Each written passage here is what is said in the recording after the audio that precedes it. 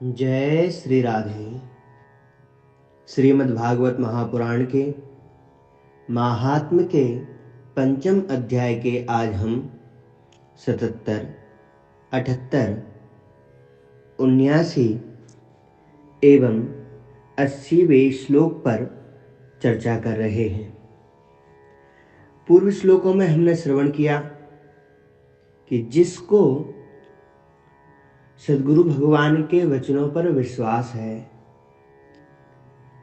भगवत भजन के प्रति दीन भाव है, जिसने अपने मन के दोषों को जीत लिया है, उसकी कथा में निश्चल मति हो जाती है। और जो निश्चल मति से कथा श्रवण करता है वह निश्चय ही वैकुंठ में बसता है। वैकुंठवासी विष्णुदूत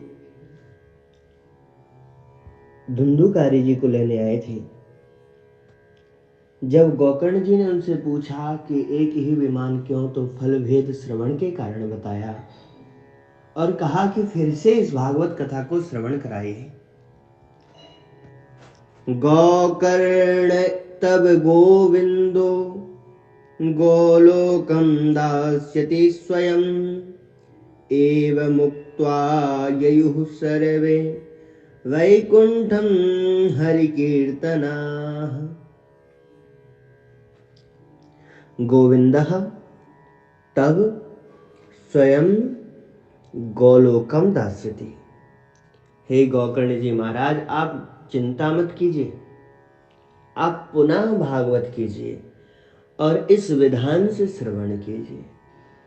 श्रवण मनन निधिध्यासन जब आप करेंगे, श्रोता लोग करेंगे, तो सिर्फ आप ही नहीं अपितु जितने भी कथा सुनेंगे वह सब के साथ वैकुंठ में पधारेंगे आप, और आपको तो स्वयं भगवान गोविंद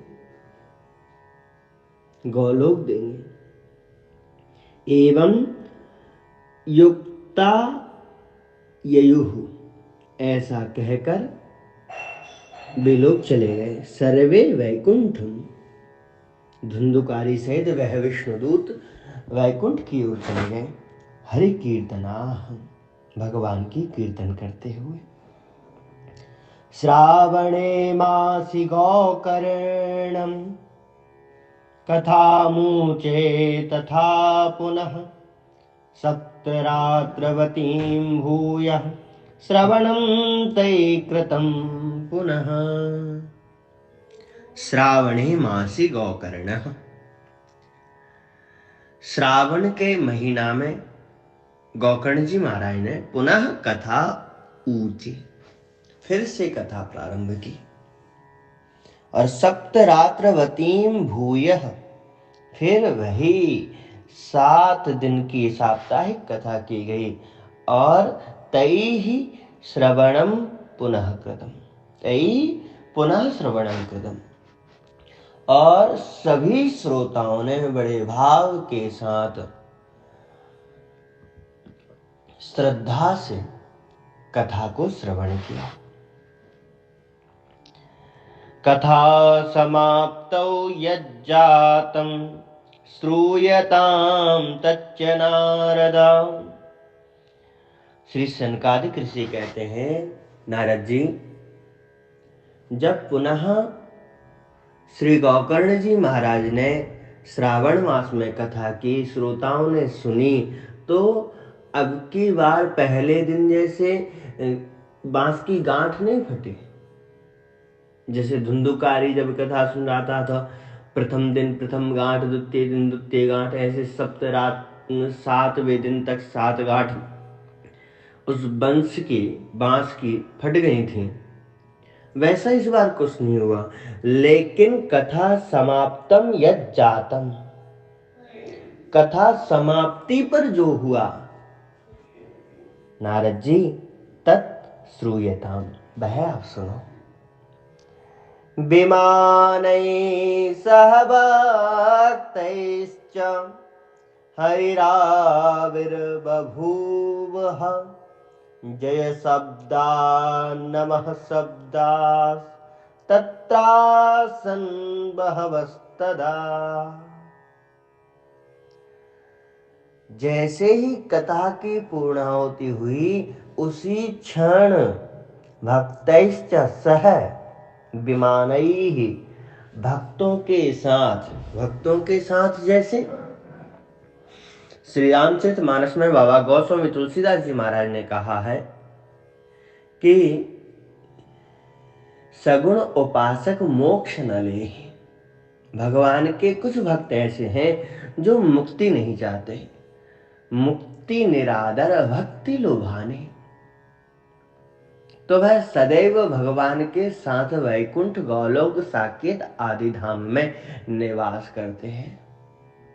तो भगवान जहाँ कहीं पर भी संगोष्ठी आदि में जाते हैं, जहाँ कहीं भक्तों के यहाँ पर जाते हैं, तो जैसे प्रहलाद हुए, ध्रुव हुए, अम्बरीश हुए, ये सभी भक्त, बलि हुए, व्यास हुए, नारद हुए, ये सारे के सारे भक्त भगवान के साथ जाते हैं। तो भक्तैश्च सह विमानैः, एक विमान नहीं अनेकों विमानों के साथ हरि ही, भगवान हरि, संबोधन कितना सुंदर है, हरि अर्थात अभी तक जो माया में लिप्त थे वह मोह आसक्ति को हरने वाले भगवान हरि, अथवा 84 लाख में जो बंधे हुए थे, जो फंसे हुए थे, उनको उबारने वाले हरि।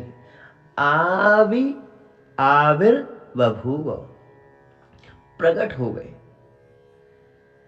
हाँ, सामने बिल्कुल समक्ष सगुण रूप में, साकार रूप में भगवान प्रकट हो गए। और जब भगवान प्रकट हो गए तो जय शब्दा नमः शब्दा, जय हो, नमस्कार है, नमस्कार है, इस प्रकार के शब्दों का जय घोष होने लगा। भक्त लोग करने लगे, वहां पर उपस्थित श्रोता गण जय शब्द करने लगे, नमः करने लगे, प्रणाम करने लगे। इतना विशाल वहां पर गुंजार हो गया, जय घोष हुआ कि समस्त 10 दिशाओं में वह गुंजायमान होने लगा जय घोष। आनंद वहां पर बरसने लगा। वास्तव में जहां भगवान प्रकट हो जाए वहां आनंद की भला कमी रही? क्यों? क्योंकि भगवान ही तो रस रूप है, भगवान ही तो आनंद रूप है, इसलिए वहां पर बड़ा आनंद हुआ।